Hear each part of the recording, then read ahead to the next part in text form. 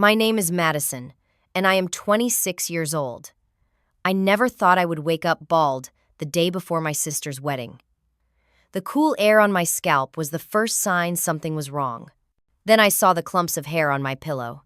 My mother stood in the doorway with scissors, saying Amanda deserved to be the most beautiful bride. What they did not know was that I was secretly dating the best man, and he had information that could ruin everything. If you have ever felt betrayed by the people who should protect you most, stick around. My story might help you understand that sometimes family wounds cut deeper than any others. Let me know where you are watching from, and subscribe to hear how I turned this nightmare into the perfect revenge. Growing up with Amanda, my sister, who is 5 years older, was never easy. Our parents made it clear from an early age who the favorite was. When Amanda got straight, as there were celebrations and gifts. When I did the same, it was expected. When Amanda won first place in a science fair, my parents took her to Disney World. When I won a national writing competition, they forgot to attend the ceremony. As we got older, the comparisons never stopped. Amanda was the beautiful one, the smart one, the one with the bright future. I was just Madison, the afterthought, the backup child. Our mother dressed Amanda in designer clothes while I got the hand-me-downs. Our father coached Amanda for college interviews while telling me community college would be more my speed. Despite all this, I tried to maintain a relationship with my sister. We had moments of connection when our parents were not around, brief glimpses of what a normal sisterly bond might feel like. But those moments became increasingly rare as we grew older. When Amanda announced her engagement to William, a wealthy businessman from a prominent family, my parents were ecstatic. This was the culmination of everything they had groomed her for. The perfect daughter was marrying the perfect man. The wedding planning began immediately with no expense spared. I was asked to be a bridesmaid, not the maid of honor, of course. That position went to Amanda's college roommate. Still, I was happy to be included. I hoped maybe this joyous occasion would bring our family closer together. The engagement party was held at William's family estate, a sprawling mansion with manicured gardens and a view of the lake. I felt out of place among the wealthy guests in their expensive clothes, but I put on a brave face. That was when I met Jason, William's best friend and best man. Jason was different from the other guests. He had a warmth about him, an authenticity that stood out in the crowd of social climbers. We found ourselves chatting by the bar, both taking a break from the overwhelming atmosphere of the party. "So, you are the sister," he said with a genuine smile. "Amanda mentioned you are a writer." I was surprised Amanda had mentioned me at all, let alone remembered my profession. "Trying to be," I replied. "Currently, I am just an assistant editor at a small publishing house." "That is still impressive," Jason said. "I always admired people who work with words. Numbers are more my thing." We talked for over an hour about books, movies, our jobs, and our mutual discomfort with high society events. There was an immediate connection that I had not expected. Before the night ended, we exchanged numbers under the pretense of coordinating wedding responsibilities. What started as occasional texts about wedding plans quickly evolved into daily conversations about everything and nothing. We began meeting for coffee, then dinner, then weekend outings. Within 2 months we were dating, though, we kept it a secret. I knew my family would somehow twist this into me trying to steal Amanda's thunder, and Jason understood my concerns. As the wedding approached, the events became more frequent. Engagement parties, bridal showers, dress fittings, menu tastings.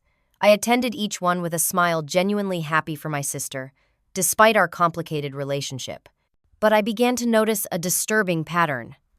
At each event, whenever I received a compliment or attention, my mother would quickly redirect the conversation back to Amanda.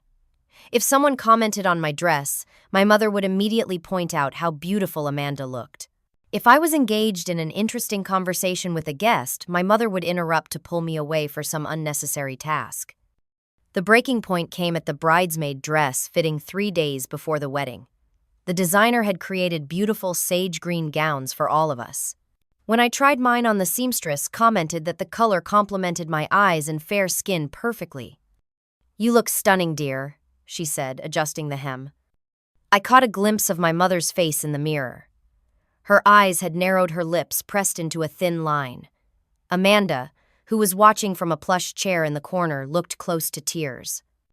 Later that night, I overheard Amanda crying to our mother in the kitchen. "It is not fair," she sobbed. "Everyone kept saying how beautiful Madison looked in her dress. This is supposed to be my day, Mom. I am the bride." "Do not worry, sweetheart," our mother replied, her voice cold in a way that sent chills down my spine. "No one will be looking at Madison on your big day, I promise." I slipped back upstairs, unsettled by the conversation, but not realizing what it foreshadowed. I went to bed early that night, exhausted from the drama and emotional tension that had been building for weeks. As I drifted off to sleep, I had no idea that this would be the last night I would spend with the long brown hair I had been growing out for years. The morning sun filtered through my curtains as I slowly woke up. Something felt strange, different. There was a coolness on my neck and scalp that I was not used to feeling. Still half asleep, I reached up to brush my hair away from my face, a habitual movement. My hand touched skin where there should have been hair. My eyes flew open, suddenly wide awake. I touched my head again, feeling short, jagged patches mixed with completely bald spots. This could not be real. This had to be a nightmare. I jumped out of bed and ran to the mirror on my dresser. The reflection that stared back at me was unrecognizable. My long brown hair, which had fallen past my shoulders just hours before, was now a disaster of uneven chunks and shaved patches. Some areas were cut to the scalp, others left at odd lengths of 1 or 2 inches. It looked like it had been done with garden shears by someone in a frenzy. "No, no, no," I whispered, turning my head to see the full extent of the damage. The back was even worse, with large patches completely shaved. This was not a bad haircut. This was a deliberate act of destruction. In shock, I looked around my room and noticed small clumps of brown hair on my pillow and sheets. More hair was scattered on the floor beside my bed. Someone had cut my hair while I slept. With trembling legs, I walked to the bathroom and found the wastebasket overflowing with more of my hair. Long, beautiful strands that I had carefully maintained for years now, discarded like trash. "Mom," I called out, my voice shaking. "Dad." I heard movement downstairs and made my way to the kitchen, still in my pajamas, still unable to fully process what had happened. My mother was at the stove, calmly making breakfast, as if it were a normal morning. My father sat at the table reading a newspaper. Neither looked up when I entered. "What did you do to me?" I asked, my voice barely above a whisper. My mother glanced up, her expression disturbingly serene. "Good morning, Madison. Breakfast will be ready in 10 minutes. "My hair," I said, my voice gaining strength as anger began to cut through the shock. "What did you do to my hair?" My father lowered his newspaper slightly, looked at me with cold eyes, then returned to his reading without a word. "I did what was necessary," my mother finally said, flipping a pancake with practiced ease. "Amanda deserves to be the most beautiful on her wedding day." I could not believe what I was hearing. "You cut my hair while I was sleeping. How could you do that?" "It was the only way," she replied, her voice frighteningly calm. "You know how upset Amanda has been. You saw how much attention you were getting at the fittings. The wedding is tomorrow, and all anyone could talk about was how pretty you looked in your bridesmaid dress. So you mutilated me." I touched my head again, still unable to accept the reality of what had happened. "Do not be so dramatic, Madison," my father finally spoke, not bothering to look up from his paper. "Hair grows back. Amanda only gets one wedding day." "Unless she has another divorce," my mother added with a short laugh, referring to William's parents, who had both been married multiple times. I stood there speechless as they continued with their morning routine, as if they had not just committed an unforgivable violation. "Now, maybe someone will finally pity you instead of admiring you," my father added, turning a page of his newspaper. "That should make things easier for everyone." The casual cruelty of his words hit me like a physical blow. These were my parents, the people who were supposed to protect me, to love me unconditionally. Instead, they had violated me in my sleep to ensure I would not outshine my sister. The back door opened, and Amanda walked in, already dressed for her final wedding errands. She stopped short when she saw me, her eyes widening in shock. "Oh my God," she gasped. "Mom, what did you do?" At least Amanda seemed genuinely shocked, though I noticed she did not rush to comfort me or express outrage on my behalf. "What needed to be done?" our mother replied calmly. "You were upset last night about how beautiful everyone thought Madison looked. I fixed the problem." Amanda looked at me then, back at our mother, then at me again. I could see the conflict on her face. Part of her seemed horrified, but another part, a part she tried to hide, looked relieved.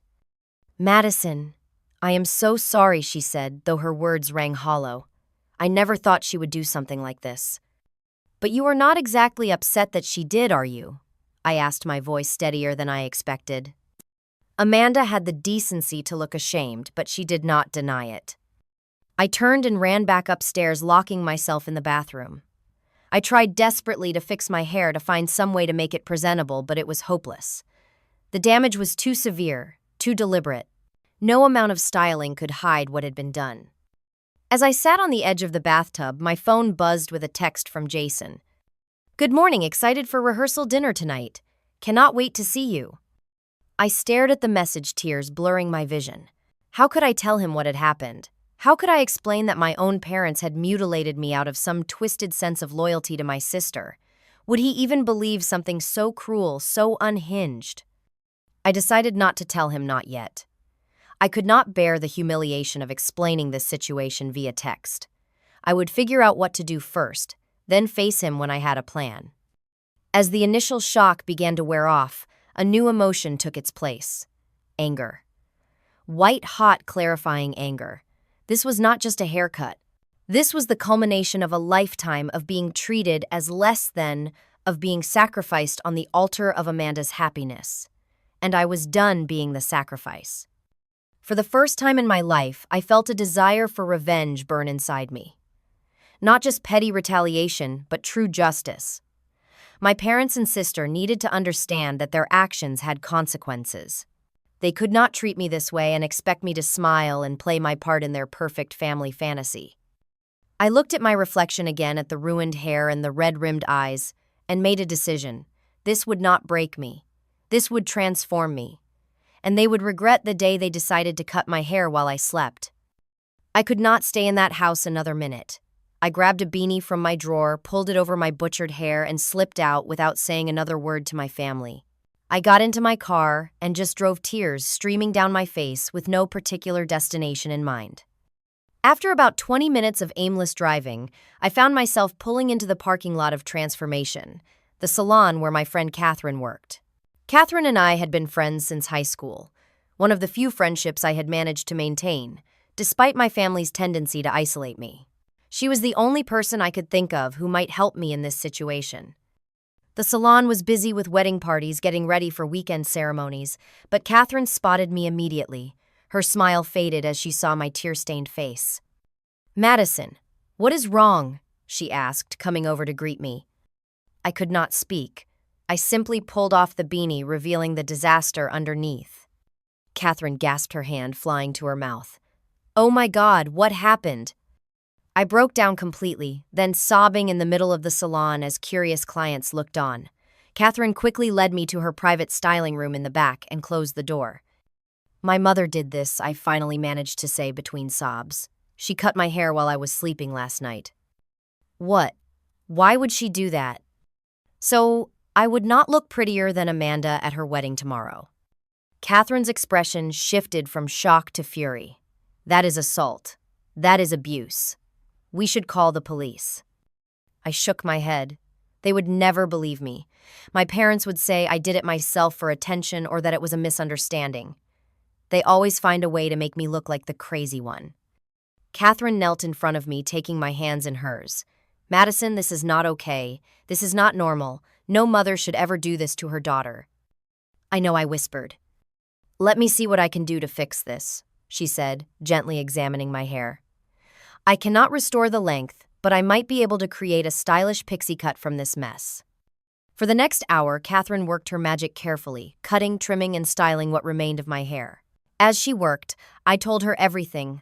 The lifetime of favoritism, the recent escalation with the wedding, the things my parents had said that morning. "I always knew your family was tough on you," Catherine said as she snipped away, "but this is beyond dysfunctional. This is abusive, Madison." As she spoke, my phone kept buzzing with texts from Jason. He was getting worried by my lack of response. I still could not bring myself to tell him what had happened. "The worst part is that this is just one incident in a pattern," I said. When I was 12, they forgot me at a gas station during a road trip. They drove 50 miles before realizing I was not in the car. When I was 16, they used my college fund to pay for Amanda's destination wedding to her first husband, the one she was married to for all of 6 months. They told me I could take out loans like normal people. Catherine shook her head in disbelief. How did you not cut them off completely? They are my family, I said weakly, though the justification sounded hollow even to my own ears. Family does not do this, Catherine said, firmly gesturing to my hair. Family loves you, protects you, builds you up. They have been tearing you down your entire life. As she spoke, my phone rang. It was my mother. I let it go to voicemail. Are you going to the rehearsal dinner tonight? Catherine asked. I do not know, I admitted. Part of me wants to skip the whole wedding, but that would only make me look bad. They would spin it as me being jealous and throwing a tantrum. The phone rang again. My mother again. Again I ignored it. You could skip it and not care what they think, Catherine suggested. You do not owe them your presence after what they did. I considered her words as she continued styling my hair. The more I thought about it, the more my anger crystallized into determination. Why should I hide away? Why should I be the one who was ashamed when I had done nothing wrong? No, I said, sitting up straighter. I am going to go, but not as the dutiful victim they expect me to be. Catherine smiled, a glint of mischief in her eyes. That is the spirit, and I am going to make sure you look absolutely amazing. If they wanted to make you invisible, we will make you unforgettable instead. By the time Catherine finished, my hair had been transformed into a chic, edgy pixie cut. The patchy areas had been blended into an intentional undercut. She had added some subtle highlights to create dimension and texture. It was short, yes, but it was stylish and bold in a way my long hair had never been. What do you think? She asked, turning my chair to face the mirror. I stared at my reflection, hardly recognizing myself. The new haircut accentuated my cheekbones and eyes in a way my long hair never had. I looked older, more sophisticated, and strangely more confident. I love it, I said, surprising myself with the truth of it. I really love it. Good, Catherine said. Now let us find you an outfit and makeup that will complement this fierce new look. The rehearsal dinner is at 7, right? We have plenty of time. My phone rang a third time. My mother again likely demanding I return for wedding preparations. This time I answered. Where are you? She snapped without preamble. We have the rehearsal in 3 hours and you need to be fitted for a headscarf to cover that mess. I will be at the rehearsal, I said calmly, but I will not be wearing a headscarf. Do not be ridiculous, Madison. You cannot show up looking like that. What will people think? They will think you cut your daughter's hair while she slept, I replied, which is exactly what happened.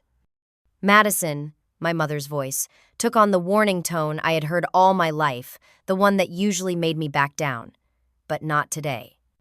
I will see you at the rehearsal, Mother, I said and hung up. Catherine gave me a proud smile.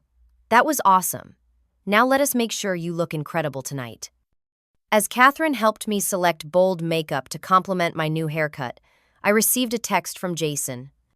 Getting worried about you. Are you okay? Can we meet before the rehearsal? It was time to face him. I texted back. Yes, meet me at Riverside Coffee at 5:00 p.m. I have something to show you. As I hit send, I felt a strange calm settling over me. For the first time in my life, I was not going to just accept my family's treatment. I was going to stand up for myself. And depending on how they responded tonight, I would decide just how far my revenge would go. I arrived at Riverside Coffee 20 minutes early, my nerves making it impossible to sit still at home. Catherine had helped me select an outfit that complemented my new haircut, a sleek black jumpsuit that was both elegant and edgy.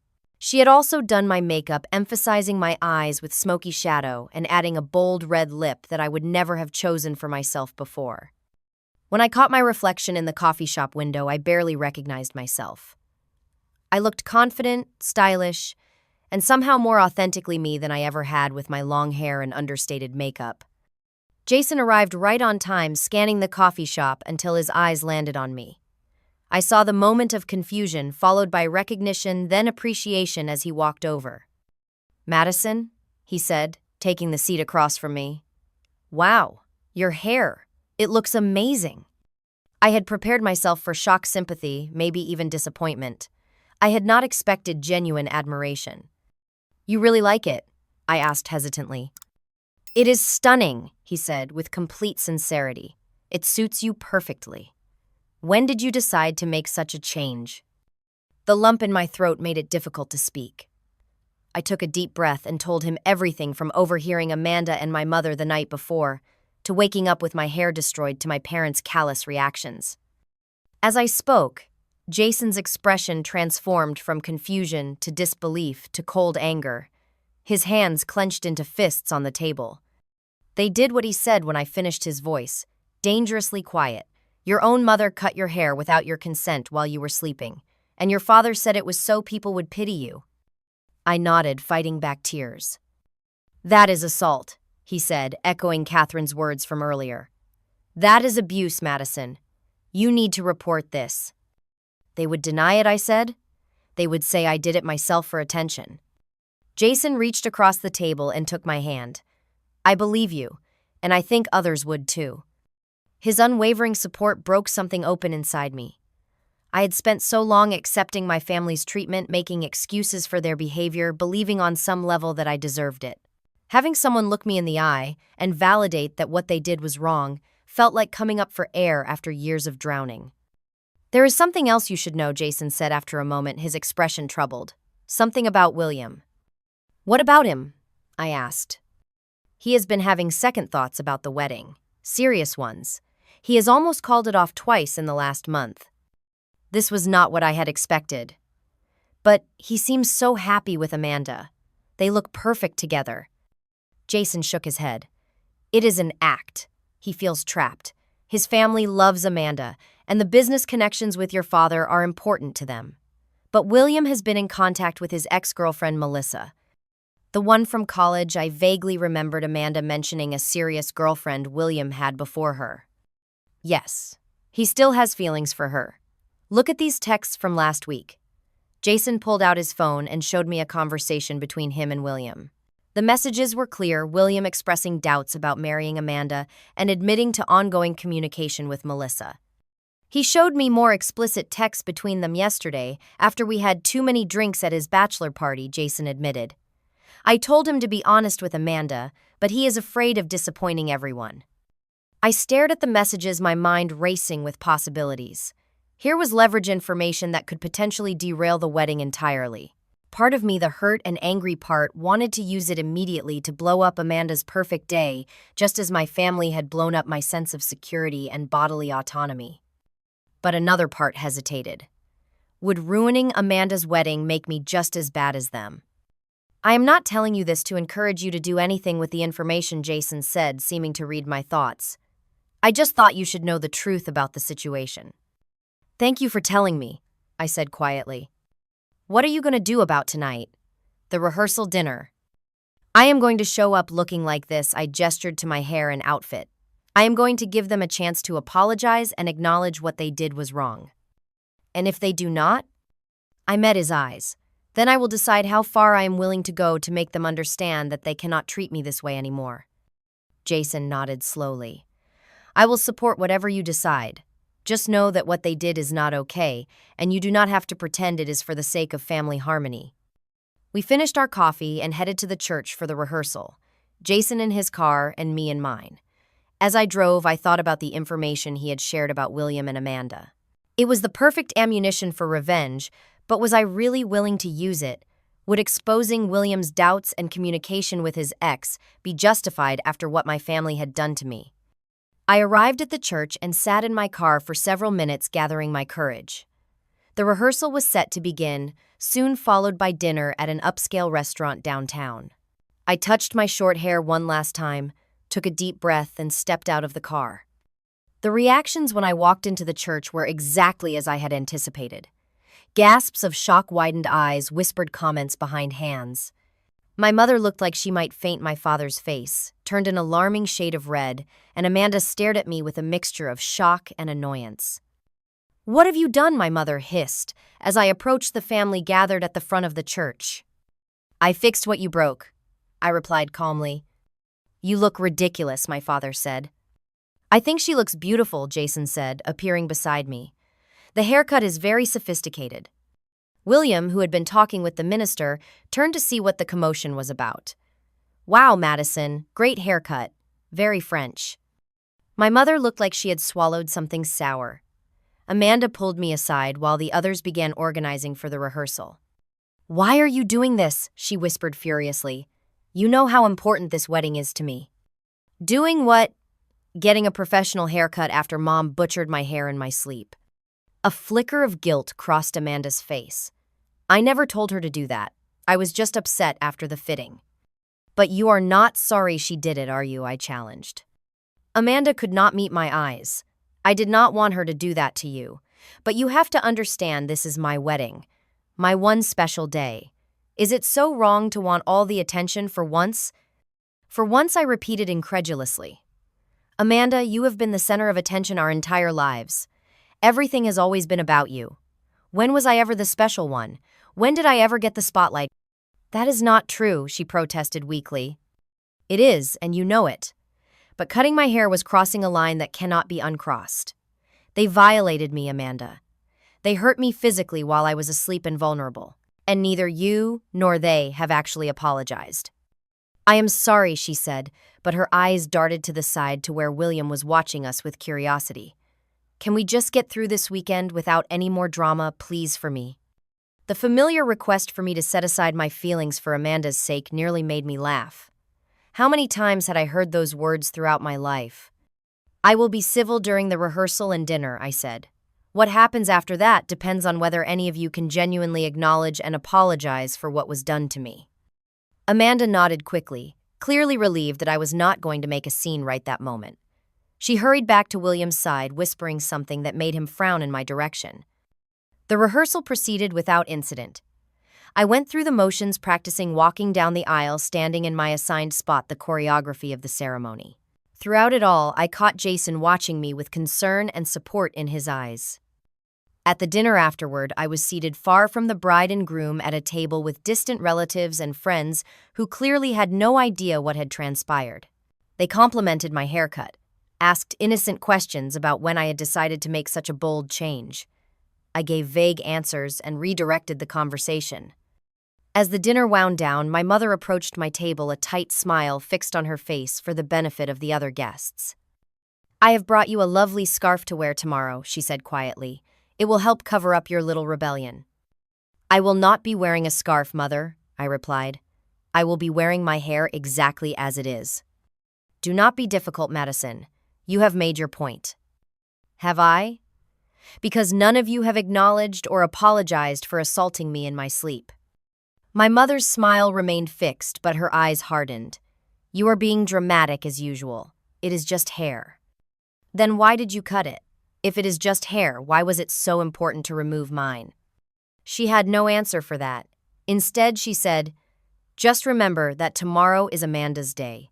Do not do anything to take attention away from her." As she walked away, I felt a cold certainty settle over me. They were not going to apologize. They did not believe they had done anything wrong. The decision about how to proceed crystallized in my mind. I caught Jason's eye across the room and gave him a slight nod. He excused himself from his conversation and met me near the exit. "They are not going to apologize," I told him. "They do not even think they did anything wrong." "What are you going to do?" he asked. "I am going to tell the truth," I said. "Tomorrow, during my bridesmaid speech, I am going to tell everyone exactly what they did to me." "Are you sure that is what you want?" I nodded. I have spent my whole life being the good daughter, the one who accepts less, who stays quiet, who never makes waves. Not anymore. "What about the information about William and Melissa?" Jason asked hesitantly. I considered this for a long moment. "I will have it ready as a last resort. But first, I just want the truth about what they did to me to be known. I want them to face the consequences of their actions for once in their lives." Jason squeezed my hand. "Whatever you decide, I am with you." As I drove home that night, I felt a strange sense of calm. Tomorrow would change everything one way or another. My family had crossed a line they could never uncross, and now they would learn that their actions had consequences. I woke up early on the day of the wedding. my hand automatically reaching up to touch my hair. The short strands felt foreign under my fingers, a physical reminder of everything that had happened. For a moment, I considered backing out of my plan. Would exposing my family's actions really make me feel better, or would it just create more drama and pain? But then I remembered the complete lack of remorse, the expectation that I would just accept what they had done and continue playing my assigned role. My resolve strengthened. This was not about revenge anymore. It was about truth, about refusing to be complicit in my own mistreatment. As I got dressed in my apartment, having refused to spend another night in my parents' house, my phone buzzed with a text from my mother. Be at the venue by 10:00 a.m. for hair and makeup. I have packed a lovely cream-colored hat that will cover your hair situation. It matches your dress perfectly. No greeting, no pleasantries, just instructions, and another attempt to hide what she had done. I did not bother responding. Instead of going to the venue, I went to Catherine's salon. She had offered to open early just for me to style my hair and do my makeup away from the prying eyes and controlling hands of my family. Are you ready for today? She asked as she worked a styling product through my short hair. As ready as I will ever be, I replied. You know you do not have to go through with any of this, she reminded me. You could just not show up. Start fresh without them in your life. I shook my head slightly. If I do not show up, they win. They get to control the narrative, paint me as the jealous sister who could not handle not being the center of attention.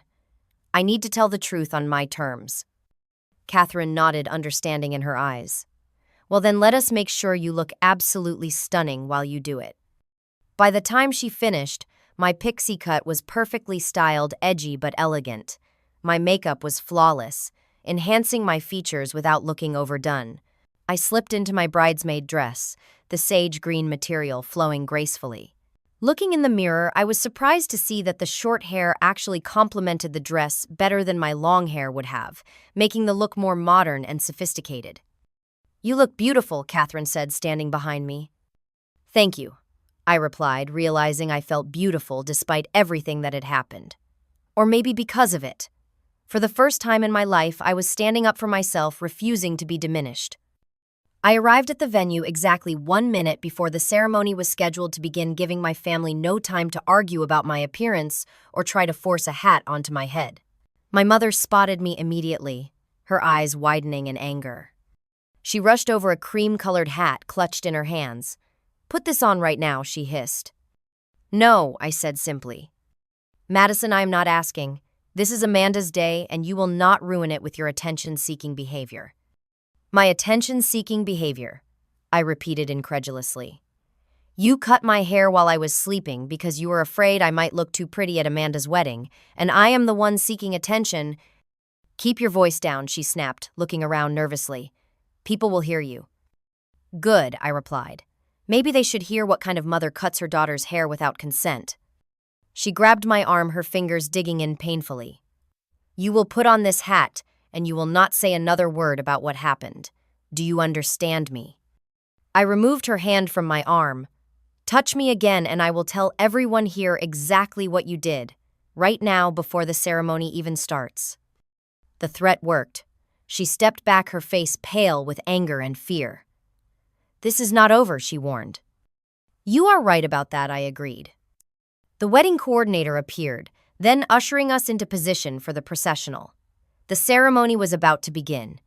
I took my place in line, aware of the stares and whispers about my dramatically different appearance. Amanda, waiting in a side room with our father, gasped when she saw me. You were supposed to wear the hat, she said accusingly. I am not covering up what she did, I replied. Not anymore. Can you think about someone other than yourself for once, Amanda demanded. This is my wedding day. The irony of her statement was so profound I almost laughed. Before I could respond, the music began signaling the start of the processional. One by one, the bridesmaids walked down the aisle. When my turn came, I held my head high, aware of the murmurs as guests noticed my transformed appearance. I caught Jason's eye as I took my place at the altar. He gave me a subtle nod of encouragement. As Amanda walked down the aisle on our father's arm, looking undeniably beautiful in her elaborate gown, I felt a momentary pang of doubt. Was I really going to potentially ruin her wedding day?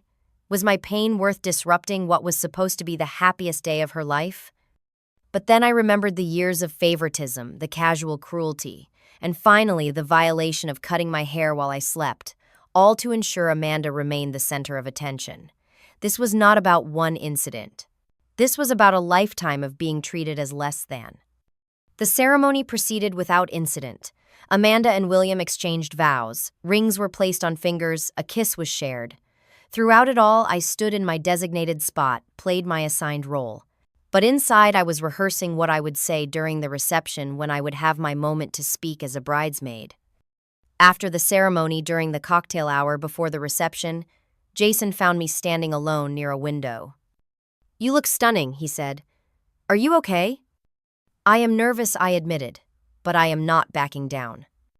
"I support you," he assured me, "but I want to make sure you have thought this through. Once you say these things publicly, there is no taking them back."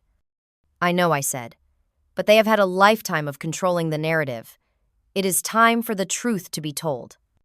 The reception began with dinner followed by the traditional speeches.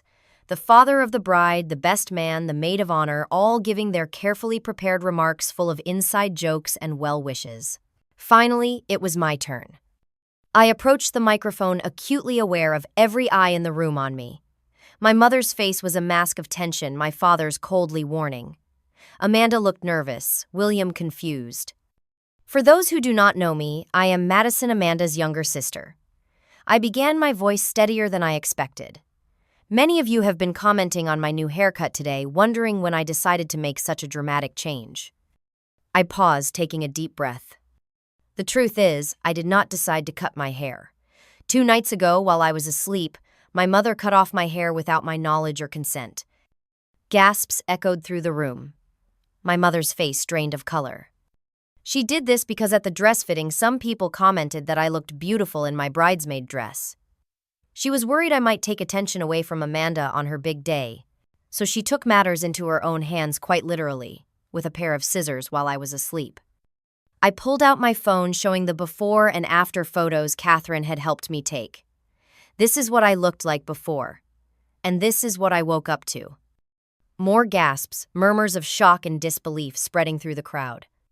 When I confronted my parents, my father said, and I quote, "Now maybe someone will finally pity you instead of admiring you." Neither of them has apologized or acknowledged that what they did was wrong. My mother stood up, her voice shrill. "Madison is making this up for attention. She has always been jealous of Amanda." "Am I making it up?" I challenged, turning to face her directly. "Would you like to explain the hair clippings I found in the bathroom trash? Or why multiple people heard you promise Amanda that no one would be looking at Madison on her big day? Or perhaps you would like to explain to everyone, here, why you brought a hat to cover up what you claim I did to myself?" The room had gone completely silent. William was staring at Amanda with an expression of horror. "I am not sharing this to ruin Amanda's wedding," I continued, turning back to the crowd. "I am sharing it because I am done being the family scapegoat. I am done having my feelings, my boundaries, and now my body violated for the sake of maintaining the fiction that my sister deserves more than I do." I looked directly at Amanda then. "I have always loved you despite everything, but this time our parents went too far and you stood by and let it happen. You knew what they did was wrong, but you were more concerned about being the center of attention than about the fact that our mother assaulted me while I slept." Amanda's eyes filled with tears, but I could not tell if they were tears of shame or simply embarrassment at being exposed. I turned to address the entire room once more. I wished only happiness for my sister and William, but I cannot pretend anymore. I cannot act like what happened to me was okay. It was not okay. And I will not be silent about it any longer. As I stepped away from the microphone, the room erupted in conversation. Some guests looked horrified, others confused, a few seemed skeptical. My mother was frantically trying to do damage control, telling anyone who would listen that I was mentally unstable, that I had always been jealous of Amanda. William had pulled Amanda aside, and they appeared to be having an intense conversation. I caught fragments William asking, "Did you know about this?" and "What kind of family am I marrying into?" Jason appeared at my side, taking my hand in support.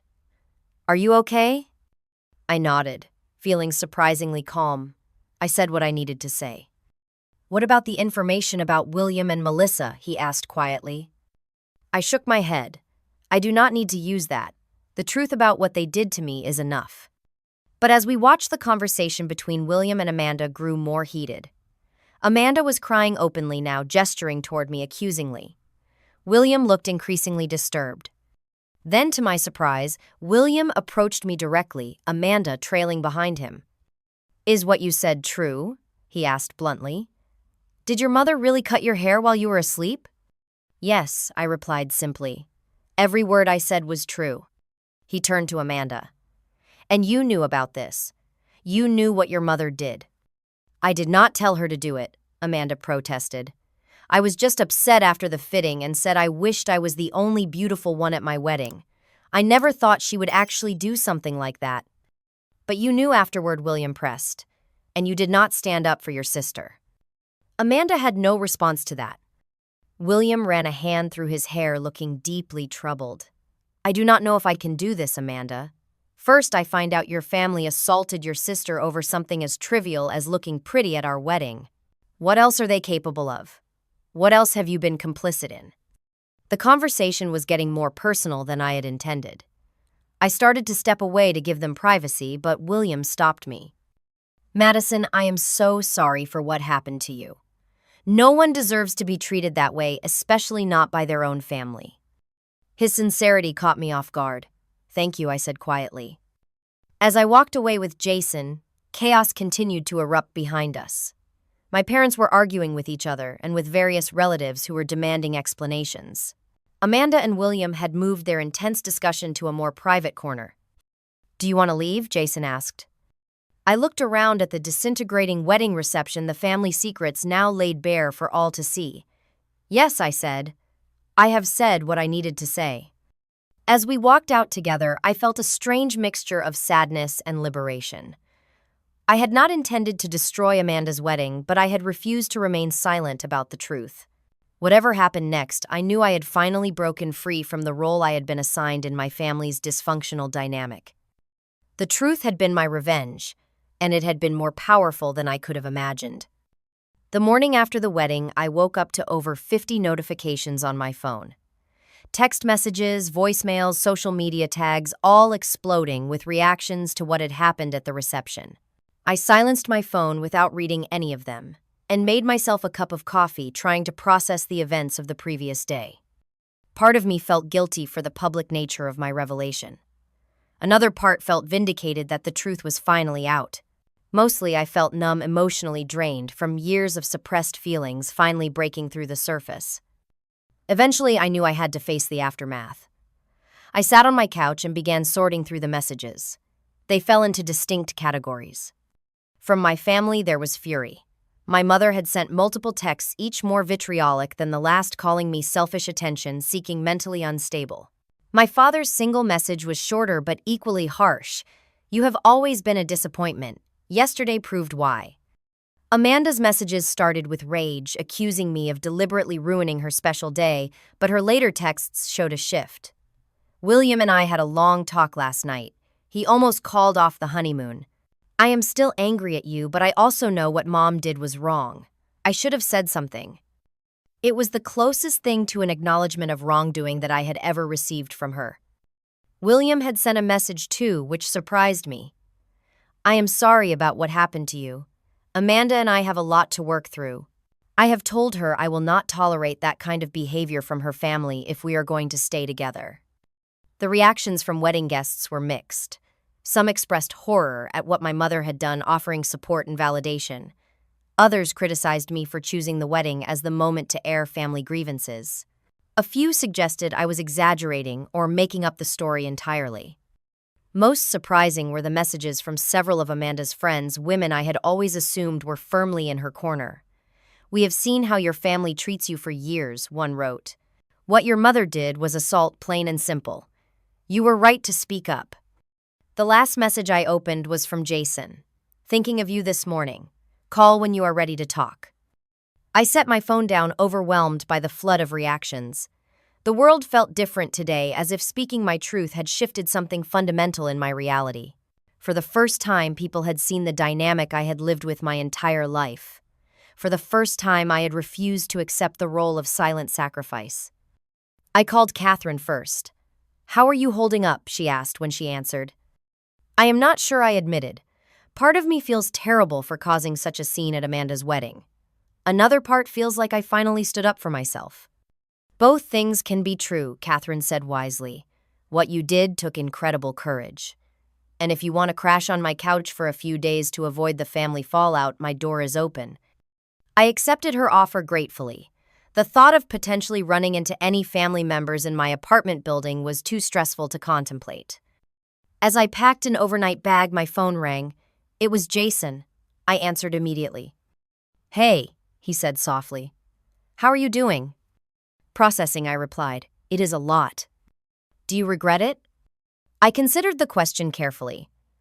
"I regret that it had to happen at the wedding, but I do not regret telling the truth. It needed to be said." "For what it is worth, I think you did the right thing," Jason said. "Want to get lunch? We can talk more in person." We met at a quiet cafe far from any venues associated with the wedding. Jason looked tired but gave me a warm smile as I approached. "You look good," he said. "The haircut really does suit you." "Thanks," I replied, running a hand through the short strands.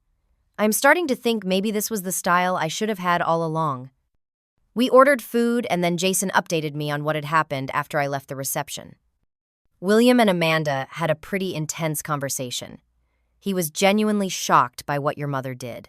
Apparently, he had noticed some red flags about your family's dynamic before, but this confirmed his worst suspicions."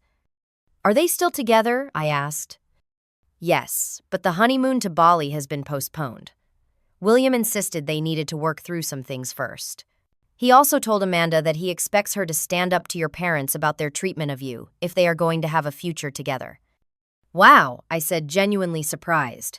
I did not expect him to take such a strong stance.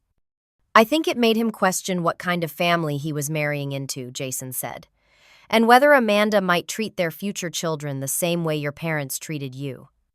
The thought had never occurred to me, but it made perfect sense. The patterns we grow up with often become the patterns we perpetuate. "What about my parents?" I asked. "They left early after trying and failing to convince everyone you were making it all up. Several of your aunts and uncles were pretty upset with them, especially your mother's sister. I overheard her saying she always knew your mother favored Amanda, but never imagined it would go this far." I nodded, taking this in. "And us? Where do we stand after all this?" Jason reached across the table and took my hand. "Right where we were before. I care about you, Madison.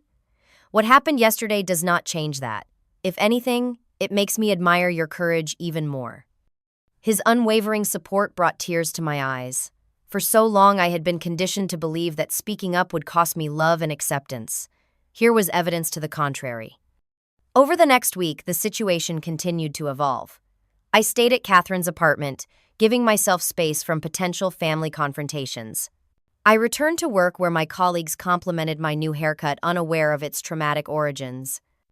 Amanda and William returned from their abbreviated honeymoon after just 3 days. According to Jason, they were in couples counseling, working through the revelations about her family and also addressing William's lingering feelings for his ex. Whether their marriage would survive remained to be seen, but they were at least trying to build it on honesty rather than appearances. My mother made several attempts to contact me through friends, sending messages that ranged from demands that I apologize for ruining Amanda's wedding to tearful declarations that she had only done what any mother would do to protect her daughter's special day. There was never a genuine acknowledgement that cutting my hair had been wrong, only justifications and attempts to minimize. My father remained silent, which was his typical approach to family conflict. He had always been the enforcer of my mother's will rather than an active participant in the dysfunction. One unexpected development came when Aunt Elaine, my mother's sister, reached out to me directly. "I always saw how they favored Amanda," she wrote. "I tried to say something a few times over the years, but your mother would not hear it. What she did to your hair was inexcusable, and I want you to know that not everyone in the family thinks you were wrong to speak up." Her validation meant more than I expected. It confirmed that the dynamic I had experienced was real, not a product of my imagination or oversensitivity as my mother had always claimed. About 2 weeks after the wedding, I received a text from Amanda asking to meet. After consulting with both Catherine and Jason, I agreed to see her at a neutral location, a coffee shop downtown. She arrived looking tired, the post-wedding glow notably absent. "Thank you for meeting me," she said as she sat down across from me. "What did you want to talk about?" I asked, keeping my tone neutral. She fiddled with her wedding ring, a nervous habit she had had since childhood. "William and I have been doing a lot of talking, and some counseling. He made me see some things about our family that I guess I always knew but did not want to acknowledge." I waited, not making it easier for her. "The way Mom and Dad treated you was not fair," she finally said. "The way I treated you was not fair. I got so used to being the favorite that I started to believe I deserved it. It was more self-awareness than I had ever heard from my sister. What Mom did to your hair was wrong," she continued. "I should have said something right away instead of being relieved that you would not outshine me at my wedding. That was selfish and cowardly." "Yes, it was," I agreed, not softening the truth. Amanda looked down at her hands. "I am not asking for forgiveness. I know I have not earned that. But I am trying to be better. William and I are going to keep going to counseling, and he suggested that maybe eventually we could try family counseling with Mom and Dad. If you were willing." The idea of sitting in therapy with my parents seemed both necessary and terrifying. "I do not know if I am ready for that," I admitted. "They have not even acknowledged that what they did was wrong." "I know," Amanda said. "William has made it clear to them that they need to take responsibility if they want to be part of our lives going forward. He does not want our future children to experience what you did." The mention of future children, potential nieces and nephews, stirred complicated feelings. Would I want to be in their lives? Would I want to protect them from the dynamic that had damaged me? "I will think about it," I said. "That is all I can promise right now." Amanda nodded, accepting this boundary. It was perhaps the first time she had ever respected my limits without pushing for more. As we parted ways, I felt a strange mixture of emotions. There was no neat resolution, no perfect reconciliation, but there was perhaps the beginning of a shift, the first acknowledgement of a lifetime of inequity. And in my own life, changes were taking place too. My relationship with Jason deepened as we processed the aftermath together. My confidence grew as I embraced my new look and the strength it represented. I began looking into a job opportunity in another city, considering for the first time that physical distance from my family might be the healthiest choice. The revenge I had taken had not been about destroying my sister's wedding, though that had been the immediate impact. It had been about refusing to remain silent about demanding recognition of my worth and autonomy. And in that sense, despite all the pain and chaos, it had accomplished exactly what I needed. A month passed, then two. Summer faded into fall, and with the changing season came further evolution in my family situation. The initial shock and drama of the wedding revelation had settled into a new reality, one where the family dynamic was acknowledged rather than denied. After much consideration, I agreed to a family therapy session. It was held in a neutral office downtown, the kind of place with muted colors and comfortable chairs designed to put people at ease, despite the difficult conversations taking place within its walls. My parents arrived precisely on time, their expressions guarded. My mother had lost weight, and my father's hair seemed grayer than I remembered. Amanda and William came separately, holding hands in a show of unity. The therapist, Dr. Winters, was a calm, authoritative woman in her 50s who established ground rules immediately. "We are here to listen to each other, to acknowledge harm that has been done, and to decide whether and how to move forward as a family. This is not about placing blame, but it is about taking responsibility." My mother shifted uncomfortably at these words. My father remained stoic. "Madison," Dr. Winters said, "would you be willing to share your perspective on what happened and how it made you feel?" I took a deep breath and described waking up to find my hair cut, the shock and violation I had felt, and the deeper pattern it represented. It was not just about my hair, I explained. It was about a lifetime of being treated as less important, less valuable than Amanda. The haircutting was just the most extreme example. My mother interrupted. "We never treated you as less important. We just had different expectations for each of you. Amanda was always more academically inclined." "That is not true," I said calmly. "I had higher grades than Amanda through high school. I won national writing competitions. You just paid more attention to her accomplishments. Dr. Winters intervened. Helen, can you try to listen without defending right now? Just hear what Madison is saying about her experience. My mother pressed her lips together but nodded. I continued detailing other instances of favoritism over the years, from forgotten birthdays to unequal financial support. When you cut my hair, I said, looking directly at my mother, you violated my bodily autonomy in a way that cannot be undone, and neither of you has ever acknowledged that what you did was wrong. My father spoke for the first time. It was just hair, he said dismissively. It grows back. Robert, Dr. Winters said firmly, imagine if someone cut your hair without your permission while you were asleep. Would you feel that was acceptable? He frowned, clearly uncomfortable with the question. That is different. How Dr. Winters pressed.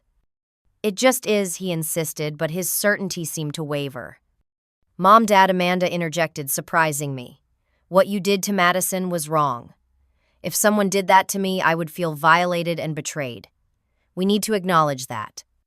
My mother's eyes filled with tears. I was just trying to make your day special, Amanda. You were so upset after the fitting. By assaulting Madison, William asked, his tone incredulous. How does that make sense? It was not assault, my mother protested. That is such an extreme word. Cutting someone's body without their consent is assault, Dr. Winters stated matter-of-factly. It is important that we use accurate terms for what occurred. The session continued for a full 90 minutes with moments of breakthrough and backsliding. My mother vacillated between tearful justifications and glimpses of genuine remorse. My father remained largely closed off, though even he eventually admitted that perhaps they had shown favoritism over the years. By the end, we had established a framework for moving forward. My parents would continue therapy both together and individually. We would have monthly family sessions to address the deeper patterns. Most importantly, I had made it clear that any future relationship would depend on their ability to acknowledge the harm they had caused and make genuine changes. As we left the therapist's office, my mother attempted to hug me. I stepped back, not ready for that level of physical contact. I am glad you came today, I said instead. It is a start. She nodded disappointment, evident but accepting my boundary. It was a small but significant shift. Over the next 6 months, life continued to transform. My relationship with Jason deepened into something solid and nurturing. He never tried to minimize my family trauma or push me toward reconciliation before I was ready. His support was unwavering but never controlling. At work, I received a promotion that came with both a raise and more creative control. The confidence I had gained from standing up for myself translated into taking more risks, professionally pitching ideas I would have previously kept to myself. And my short hair became a symbol of my transformation. Each time I looked in the mirror, I was reminded of both the violation and my refusal to remain a victim. As it grew out, I maintained the pixie cut by choice, embracing the style that had originally been forced upon me. The job opportunity in another city became a reality. I was offered a senior editor position at a prestigious publishing house in Chicago, a significant step up in my career. After discussing it with Jason, who was supportive of making a long-distance relationship work until he could find a position there as well, I accepted. Before moving, I met with my parents one final time outside of therapy. We sat in a restaurant, the public setting providing both neutral ground and a deterrent against extreme emotional displays. I want you to understand something before I leave, I said after we had ordered. I am not moving to punish you or to run away.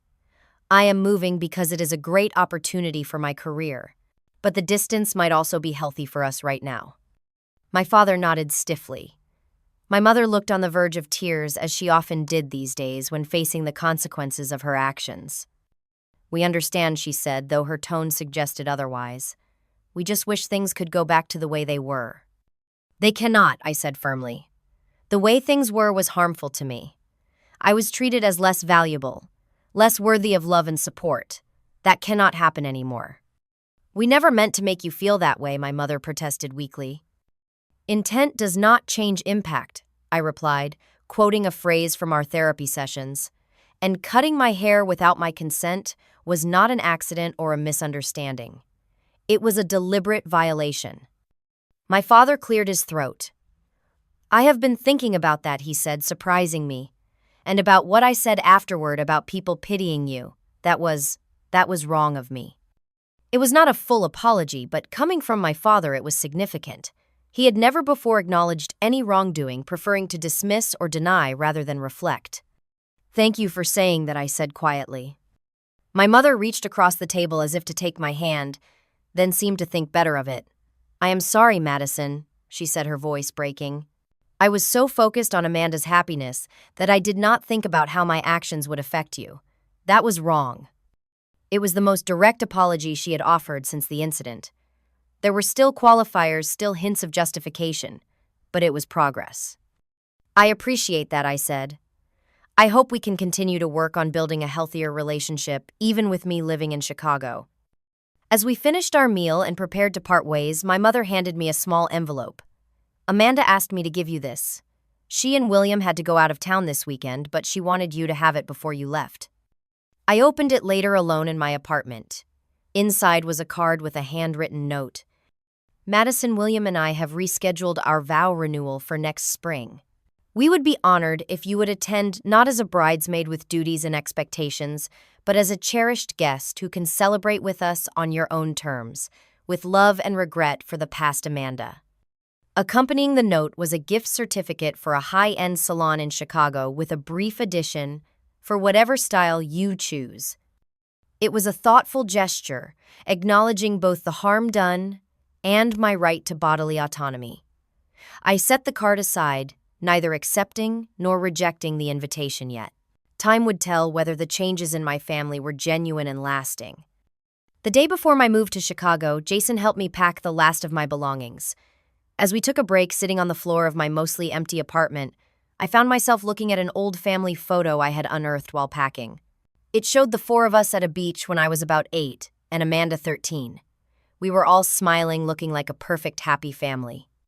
So much beneath the surface, I murmured, studying the image. What are you thinking? Jason asked, sliding an arm around my shoulders. I set the photo down and looked up at the mirror on the wall opposite us, taking in my reflection with the short hair that had come to represent so much. I am thinking that sometimes you have to lose something to gain something more valuable, I said. I lost my hair, but I gained my voice. I lost the illusion of a perfect family, but I gained the possibility of honest relationships. I lost my fear of standing up for myself, and I gained self-respect. Jason squeezed my shoulder. And you look amazing with short hair. I laughed, leaning into his embrace. That too. The journey had been painful, the confrontation messy and imperfect. There was no fairy tale ending, no magical reconciliation that erased years of dysfunction. But there was growth, there was change, and most importantly, there was truth. My parents had cut my hair while I slept, so I would not look prettier than my sister at her wedding. It was an act of betrayal I could never forget. But in responding, not with silence, but with truth, I had found a strength I never knew I possessed. And that ultimately was the most profound revenge of all. Have you ever had to stand up to family members who treated you unfairly? What gave you the courage to finally speak your truth? I would love to hear your stories in the comments below. And if my journey resonated with you, please like and subscribe to hear more stories of transformation and healing. Thank you for listening, and remember, sometimes the hardest boundaries to set are with the people who should love us the most. Until next time, take care of yourselves and protect your peace.